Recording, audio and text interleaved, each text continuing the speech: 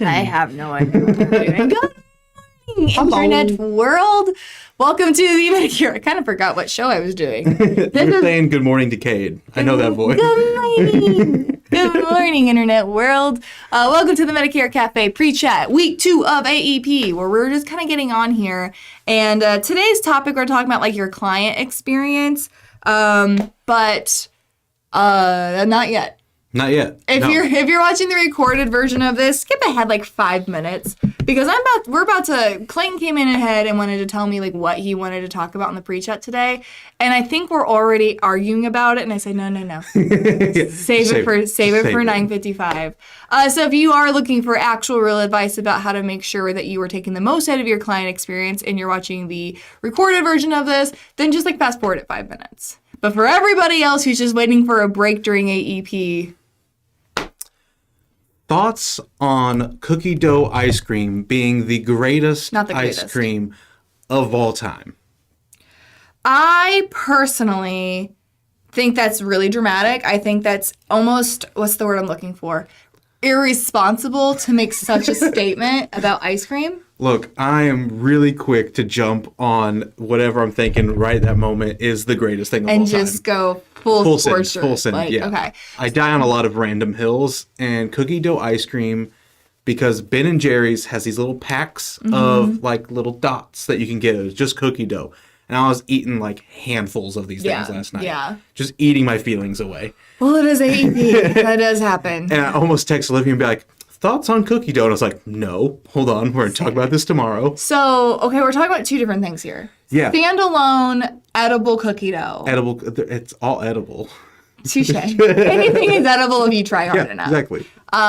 Things like, okay, cookie dough, I don't care if it's like with the raw eggs or the type that's like, cookie dough is elite compared to cooked cookies, baked cookies. Yeah. I will make that argument that like cookie dough is 100% worth the risk of salmonella. Oh, yeah. What I don't agree with is that cookie dough and ice cream is elite. I think cookie dough ice cream is a cop-out for ice cream. I don't like it, and I think that like Name one better ice cream. Reese's Peanut Butter Cup ice cream. Okay, it's pretty good. And my other one is the little bunnies, like the hard candy bunnies that have chocolate inside of them. There's no not way chocolate, that's better. peanut butter inside of them. Wait, so your issue with the cookie dough ice cream was that it gets crunchy in there. Yes. But you like the little tiny bunnies that are designed crunchy. It's because cookie dough is not meant to be crunchy.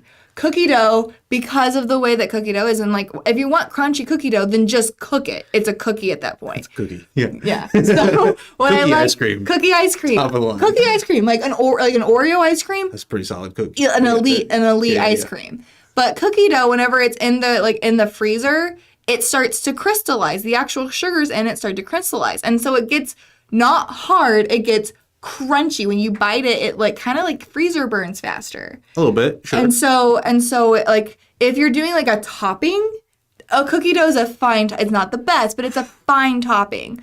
But as like a Ben and Jerry's scoopable ice cream, it's not good. It's so good. It's so not. good. I disagree strongly. Like, I'd love to hear from all of you guys. What's your favorite? Because there is a difference between like your favorite ice cream flavor and your favorite ice cream topping. Cookie dough as a topping, like in like a Sonic Blast. Yeah. Okay. Like that's really good. Yeah. But if cookie dough flavor, Maybe no. it's just like the nostalgia in my brain that's saying that cookie dough, like a pint of that, is really good. It's not. And I was just eating handfuls of it. I'm like, I want that. Go watch shows from that same like era. Like go watch like old. A lot of them are just like really bad. Name one show that's really bad. I always do this to Olivia. I'm just like, no, you give me an say it's example. bad. Give me an example. There's a ton of like there's one like the old Rugrats. It's like that's actually really bad. It's real bad. Yeah. We did try that not too long ago. Yeah.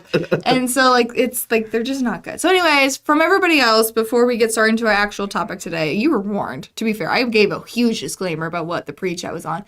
Favorite cookie dough? No. Favorite. It's the best.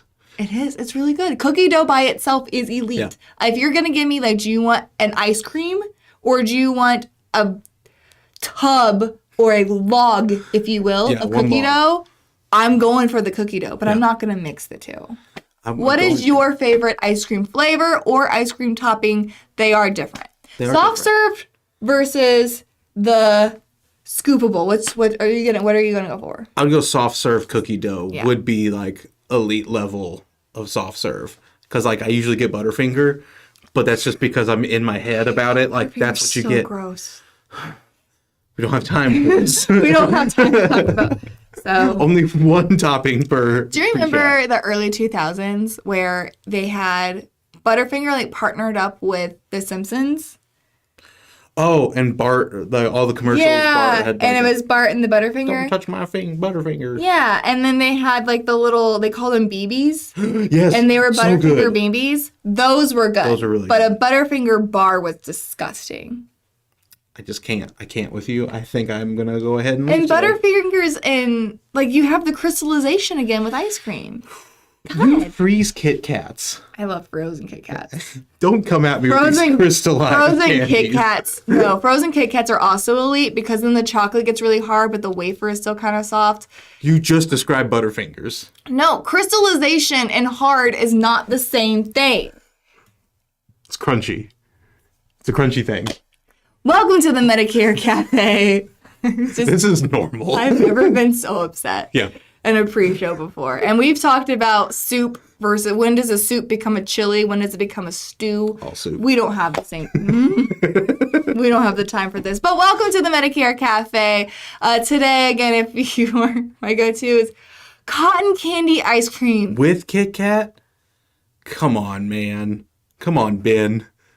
Cotton candy is not a flavor of ice cream. Now, Rabbit Tracks, is that kind of Rabbit like... Tracks is exactly what I'm talking about. Rabbit Tracks is the elite scoopable ice cream by Blue Bunny. David, Dean, I've never felt closer to a human being in my life. I've never felt more seen. Rabbit Tracks are basically kind of like Moose Tracks, but it's got It's a tiger stripe. yeah, it's got like the caramel. I think Moose Tracks has like the peanut butter swirl. This one, Rabbit Tracks, has like the caramel swirl. It's got chocolate covered peanuts and then the little rabbit candies I was talking about with the peanut butter insides. That are crystallized. And They're not crystallized. They're just hard. Okay, let's- Elite. Thank you, Dean. Thank you. They are elite. They Okay. are. Oh my God. Okay. Sure. Okay. Welcome to the Medicare Cafe for like the fifth time. Today we're actually going to be talking about the what are we talking about? I'm client honestly experience. upset. The client experience. And the reason why I want to talk about the client experience today, obviously we try to keep these shorter, we try to keep them more concise. We're not off to a great start.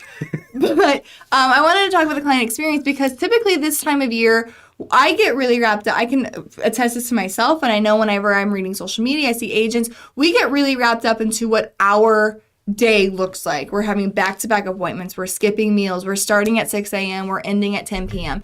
And we have to remember that consumers do not care if they're the first or the 50th client that day. It's their one experience with you. So every interaction with your client is you're training them on how to treat you. You're training them on how to work with you. So you want to make sure that like the first appointment matches the same energy as the last appointment of your day. And that's really easier said than done, but it is incredibly important. And the reason like you can tell if your first appointment, if you're giving the right energy, is are you getting referrals during AEP? Yep. If you get referrals all year round and AEP, you kind of see that drop off. It's because a lot of your clients are saying they're too busy, they're too overwhelmed. I don't want to add more to them by sending them my friends and family. So you need to make sure. So like really like look at yourself. Do your referrals slow down during AEP? If it does, it's because your clients are not getting the same experience that they get throughout the rest of the season or the rest of the year. For sure. One of the favorite For sure. things... Thank you for adding that, Clayton. I'm really mad at you about the ice cream thing. Like, and I'm going to take it personally. Go ahead. No, I was going to say that one of my favorite things that Carson ever said to me was... Matt Carson, VP of Sales at Senior Marketing. That guy. Not everybody knows Carson. He's a guy. He's the guy. Just this little guy I know. Anyways. You're the worst. He let me know, like, from taking one phone call to the next was to make sure that you don't let, like, one bad experience pour over to the next one or one stressful situation, and you're all situations there. Like, one bad appointment or one thing that went wrong, carry over to the next one, and to give the full Clayton experience is what he said. So make sure that you're giving your clients the full enter in your name experience, that you're doing the same thing from appointment to appointment, not letting it pour over from the next one over. It's so busy. You're going to have a ton of them. So you got to kind of reset. Give them the old razzle dazzle. Yeah. Razzle dazzle.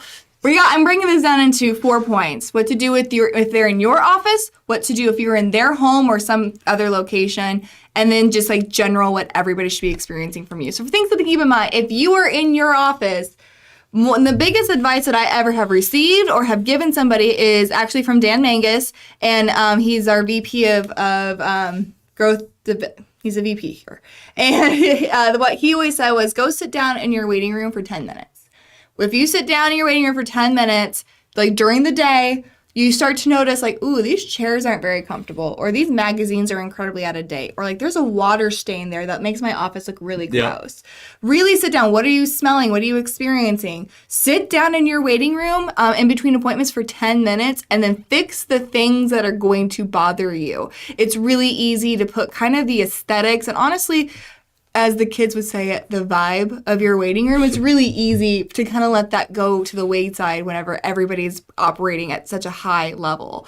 Another thing I recommend is like, what is it? Do you have anything that kind of promotes your services? I know a lot of our offices will have like a rolling like slideshow that's like, ask me about cancer insurance. Are you familiar, or do you know how Medicare works when you leave the hospital? It'll have questions on there like, what are your plans to cover your final expenses? So there's just kind of a thing that's like a very laissez-faire, but I really mean kind of a, is it laissez-faire or blasé-faire? I have no idea. Laissez-faire is a political term, but I've heard somebody else say like kind of this like whatever vibe. Is it blasé or laissez-faire?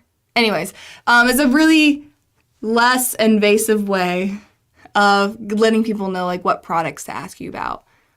And I like that. I love and it. I like that. But what I really like, I go to really like. a waiting room, let's just say like my therapist has like the best waiting room. So super comfortable couches. Ooh. Well, I mean, he's a therapist. It's kind of like a requirement. Well, the like, couches have to you be go nice. into his office area and they're not as comfortable as in the waiting room. Ooh. I don't know. I bet there's a psychological meaning there, yeah. Anyway, the waiting room part, we can do another episode about my therapy appointments. But no, you go into there, the couches are super comfortable. He's got really good new magazines, and he's got a little refreshments table. And I think that's like the most important. Like if I'm gonna be sitting somewhere for like 5-10 minutes, what's the snack situation I literally like start eyeballing like what can I do here? Like what kind of fun activities? And usually it's eating. Yeah. But honestly, I'm in. Got his little fridge full of drinks. He's got a table full of snacks. And like that part just makes people feel so comfortable when you come in and sit down. A waiting room that can be kind of just like, yeah, exactly. Just like, hey, let's get this over with. But those little tiny touches like that, let them know about products and let them just feel like they're at home with drinks, snacks, that kind of thing. So comfortable. Because again, the idea of what you're doing in these appointments, it doesn't matter if it's AEP or throughout the year. In order to be good at your job, you have to make them really comfortable with you, but really uncomfortable with their situation by educating them about the risk that they have. And so there's a lot of psychology that goes into making sure that they're comfortable with their environment, making sure they understand, what to expect. I'm a huge snack girl, so I like that conversation about like, what are you having in there? Also, like bathrooms, make sure that your bathrooms are clean, make sure they smell nice, make sure you don't have broken toilet seats. I mean, like, again, it's not your biggest concern, but it needs to be something that you're really paying attention to as far as your client experience is concerned. For sure. One of my favorite things, too, is we've seen a few pictures this AEP. Oh, yeah, and I was going to bring that up. Go. The little, like, tray, a snack stand that has a little chalkboard on top. And they'll write, like, welcome, whoever the client's name is coming in. Yeah. Really a nice welcoming thing. We try to do that when we have agents coming into our office. We have the name up there. Just on our board. Just really make welcome. them feel like a very special person. Yeah. Well, there's people love to look at their names. There's a big psychological thing about like if you want somebody to like look at an appointment card, write their name huge on it, and people will like see it and look at their name often. So when it makes them feel like you prepared for them, you're excited that they're there, they appreciate that they're there, have their name on this board, have and using that, have that, it does. Absolutely. Right. It just enhance that experience. Yeah. And we understand, like, if you got a ton of clients coming in that day, it might not be a feasible thing, but you can say kind of welcome, just a general message to the people coming in. For sure. If you are not in an office and you're going to their home or another location, I know this is really silly, but like, what do you look like? That's a big part of it. Like, what are you wearing? Are you wearing a professional polo? Or do you kind of look like you're slumming it? What's your hair look like? What do you smell like? I know a lot of us during this time eat, sleep, breathe, work in our cars. And so oftentimes the cars can start to get a little funky, or you'll get stains on your shirt from eating like your fast food and things like that. So like it is like whenever you don't have an office to show how professional you are and have an office to kind of build your credibility, then you have to be 100% concerned about your person. Or do you have, another thing I have on there is like, do you have are you prepared for tech? A lot of these places may not have access to internet. They may not have a Wi-Fi. There's nothing worse than being in an appointment and having to ask them, what's your Wi-Fi password? Because nobody knows their Wi-Fi password. Well, it's usually symbols and exactly. So then having to rely on their Wi-Fi and have them dig for codes and things like that, it really does hurt their experience because they're having to work extra harder for you to just do your job. So being prepared to what is the alternative for that? Do you have a hotspot? Are you taking paper instead? What does that look like? And so making sure that again, you don't have an office to show how good you are. You don't have the staff there to help you through that. You have to be ready to go on your person, and you have to honestly look the part. For sure. And smell the part. And smell the part. I did like that you put that on there. Do you smell what do you smell like? Again, I get it. I know this time of year, my car, my office, it smells like fast food because I'm literally grabbing and going. And sometimes it's like, ooh, I have an important meeting. And they can smell the Wendy's fries, which is also elite. They can smell the Wendy's fries on me. That's not a good look. Right.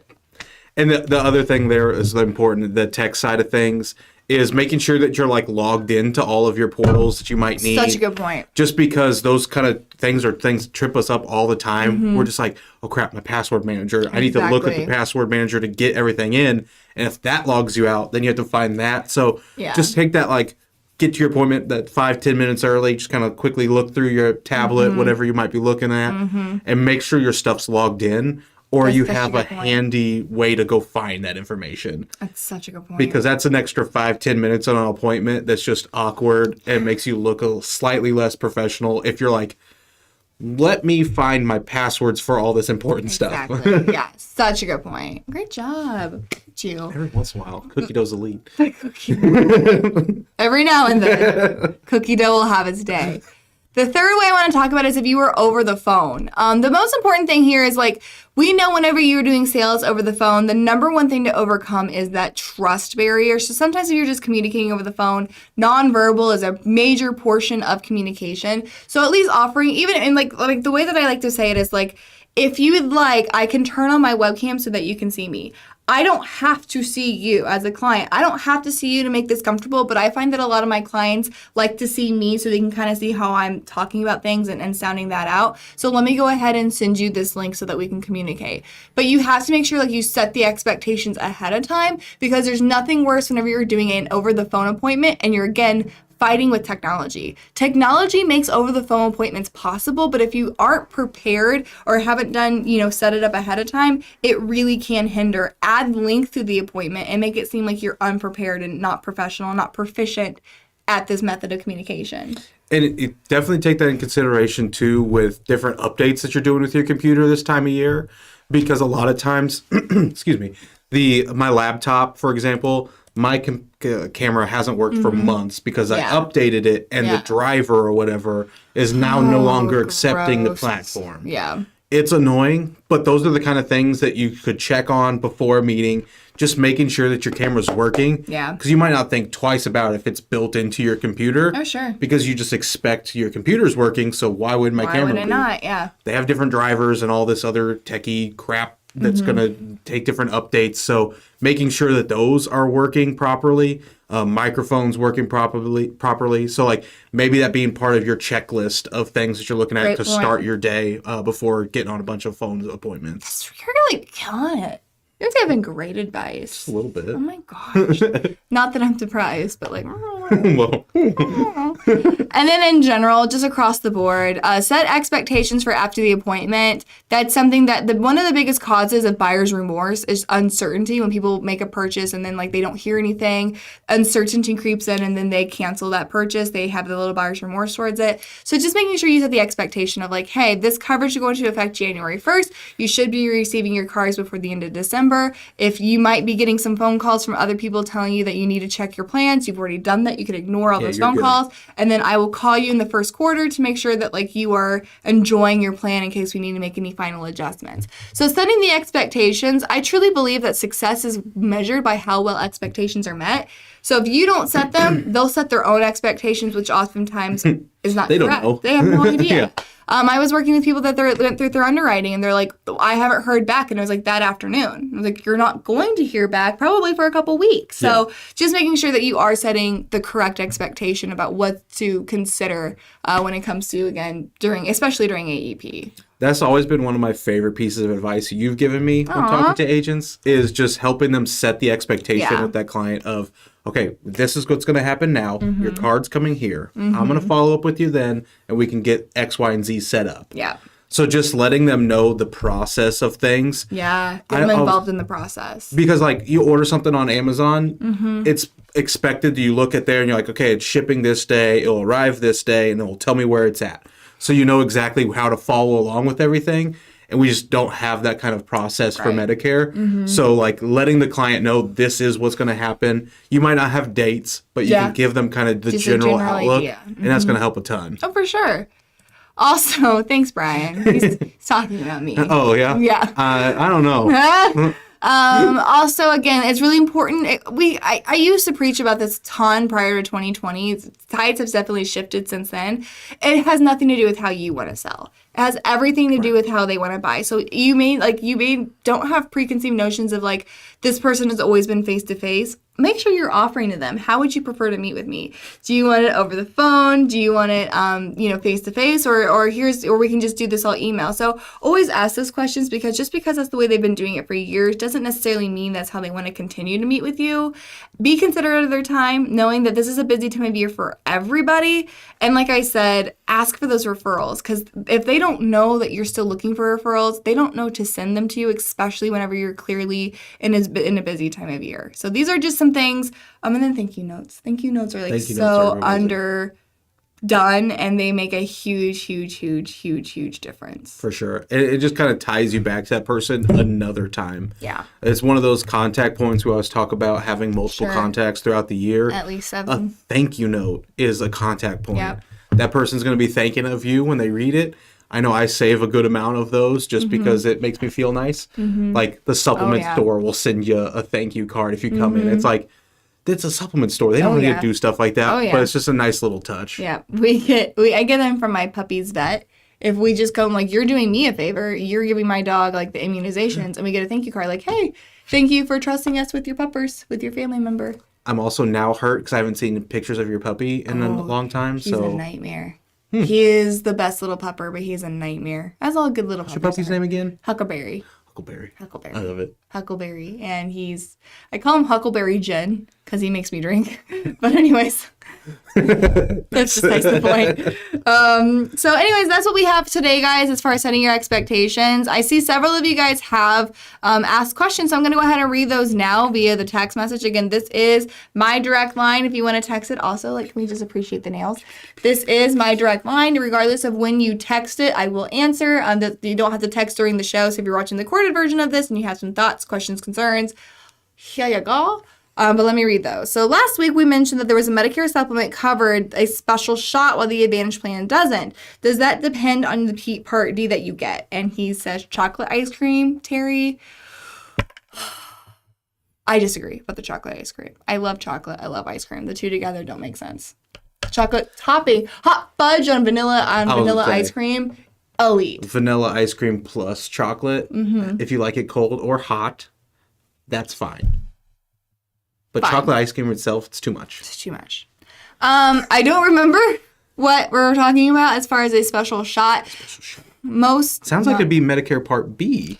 Most of the time, it is going to be Medicare Part B. Anytime it's an injection, it's Medicare Part B. Like if it's done at the facility. Yeah, because like office. diabetes, if you're injecting yourself with diabetes, that's Part D. Yeah. But if it's administered in vitro and typically done in a professional office, like a cortisone shot or chemotherapy, that is going to be Medicare Part B.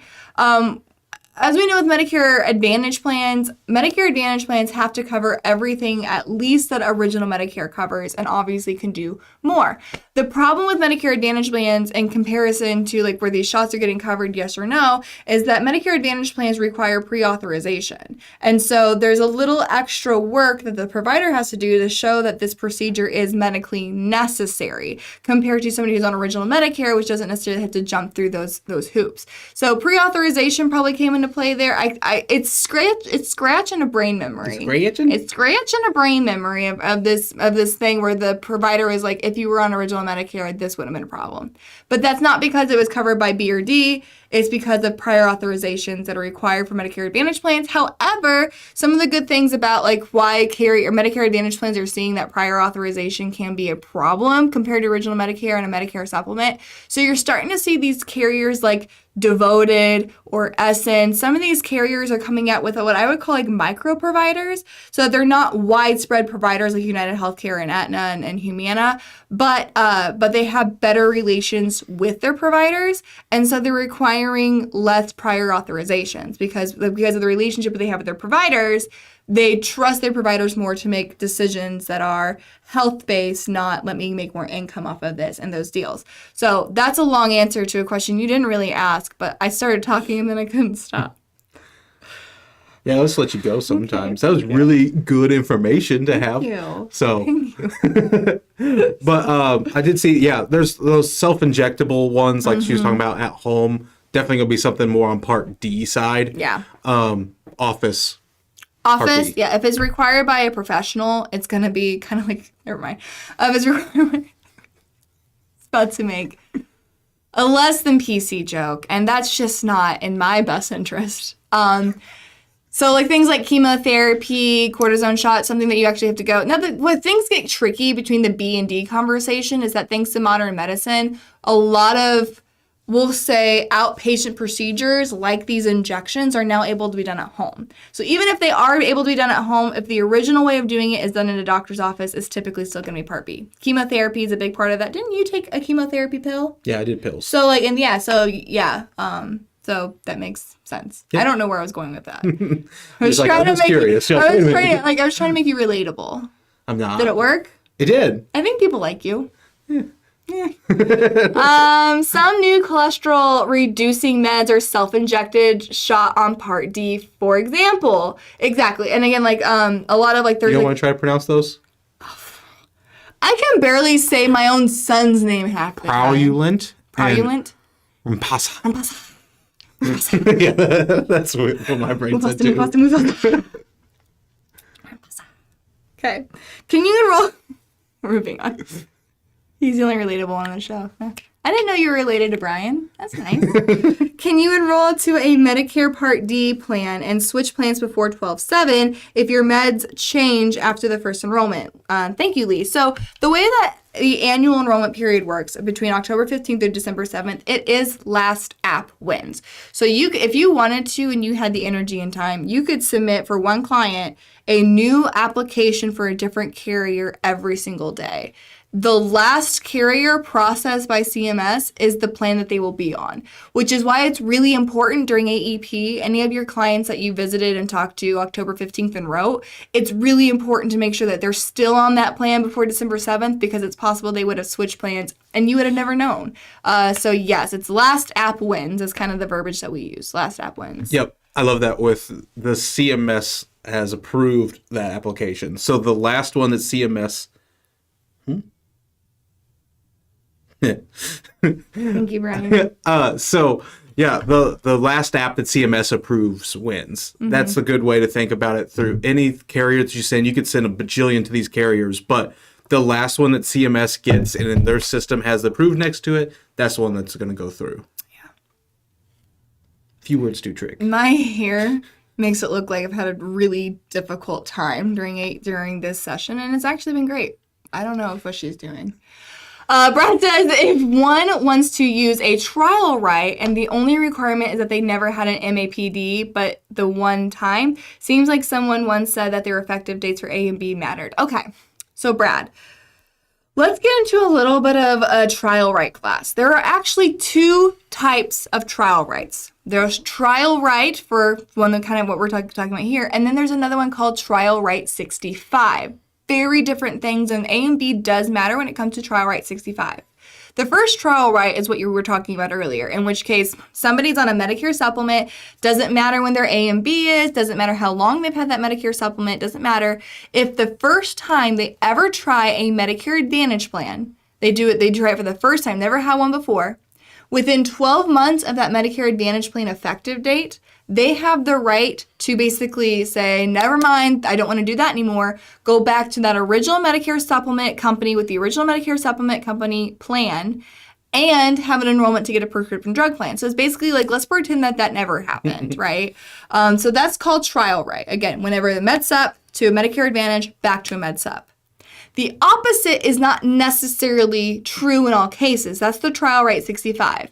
The way that the trial right 65 goes is that when you first became eligible for Medicare, upon turning 65, you went on a Medicare Advantage plan. Within 12 months of joining that Medicare Advantage plan, upon turning 65, you have basically 12 months to go to a Medicare supplement guarantee issue with a prescription drug plan. The reason why it's called trial right 65 is that if you're working with somebody who delayed their Part B or somebody who was eligible for Medicare prior to turning 65 due to ESRD or disability in Medicare, things like that, they do not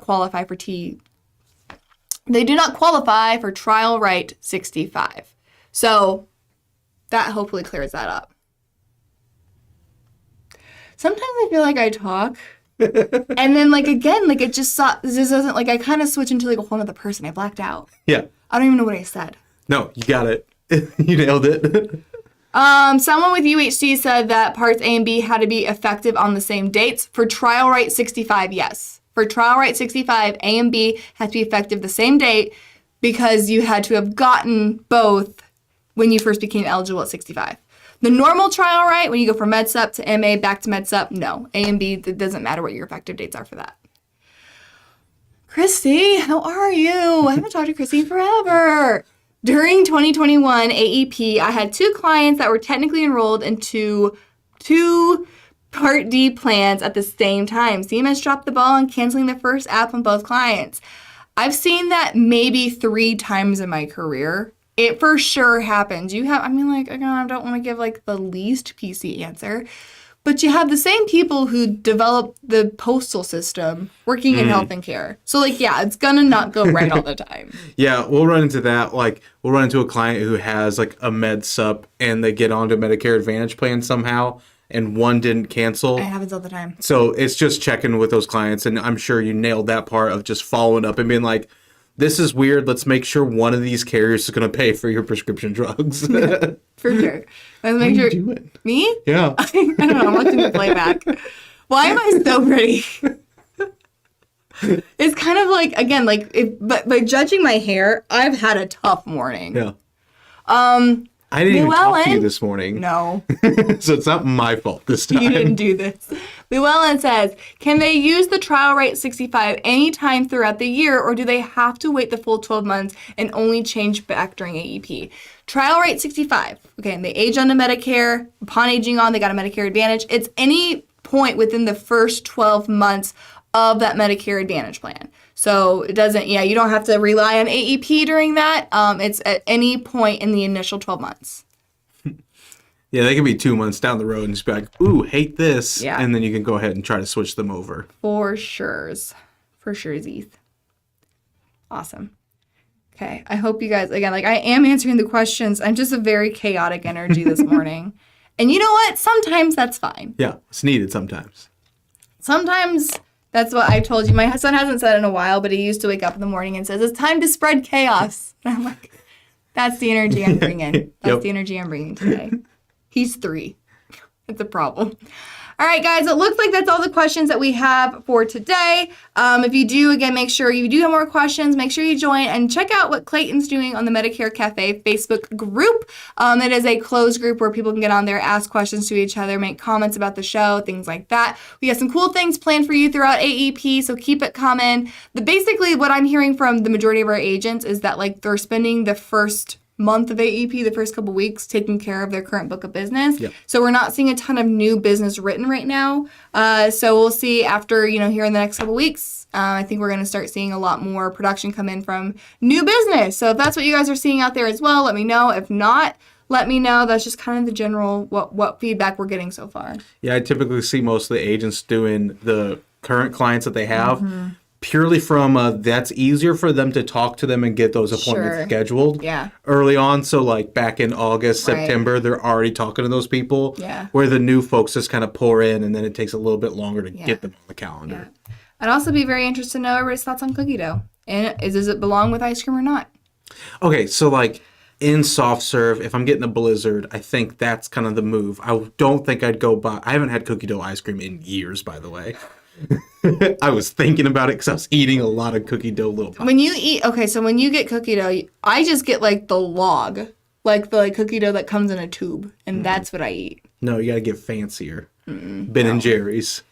I'm not a level. I'm not the same. You did a Target pickup the other day. You could have got. I did not do Target pickup. You lied to me. I went to Target.